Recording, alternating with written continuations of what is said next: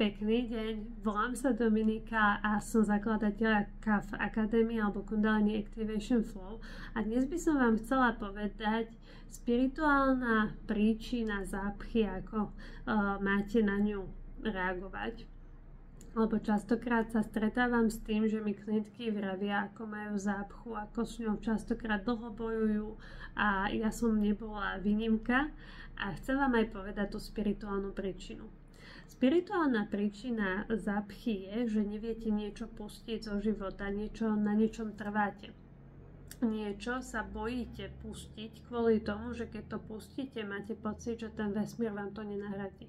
Môže to byť láska, nefunkčné vzťahy, môže to byť domov, ktorý vám neprospieva, môže to byť práca, ktorá vás vysiluje. Je tam určitý element vo vás, ktorý niečo nechce pustiť. Samozrejme nehovoríme tu o tom, že keď máte nejaké naozaj blokácie, žalúdočné vredy, nejaké tráviace ťažkosti a veľmi ťažké choroby, ale toto je naozaj pre tých, ktorí máte nevysvetliteľnú tú zápchu. Tak väčšinou je to taký ten psychologický proces, kedy niečo nechcete pustiť, kedy nechcete si dovoliť byť autentický. Ja to vždy vysvetľujem, že to ako keď sa hanbíme prdnúť si, pretože čo by ostatní povedali, alebo čo by tá spoločnosť si o mne myslela, tak rovnako keď dusíme aj tie ostatné veci, to znamená, že snažíme sa nebyť za zlého syna alebo zlú dceru, zlú partnerku, zlého partnera, tak väčšinou vtedy nastáva táto zápcha.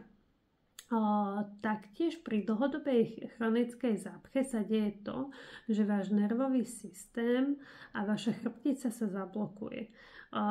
Vagus nerv sa nazýva ten nerv, ktorý väčšinou spôsobuje to, že mozog nedostáva tie signály na vyprázdnenie.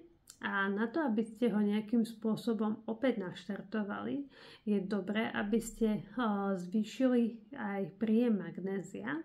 Veľmi pomáha magnézium citrát. Veľmi pomáha, keď začnete piť jónové nápoje, kvôli tomu, že častokrát dochádza k demineralizácii a veľmi pomáha zvýšiť vlákninu a pohyb. Tým pohybom sa nemyslí to, že musíte sa nejako silne nútiť cvičiť, ale kvôli tomu, že častokrát tieto zápchy vznikajú na základe toho, že ste veľmi vystresovaní, vyčerpaní, že to okolie má na vás veľké požiadavky, tak práve tým cvičením sa odvádzajú tie stresové hormóny z vás a sa celkovo odblokováva to vaše teličko. Takže budem veľmi rada, keď mi napíšete do komentáru, či máte s týmto problémy, čo by som vám tak poradila, ale keď aj napríklad nezaberajú vám nejaké tie dostupné laxatíva alebo nejaké tie čipky, tak skúste pátrať po tej psychologickej príčine, ktorá je často uhniezdená týmto spôsobom. Majte krásny deň.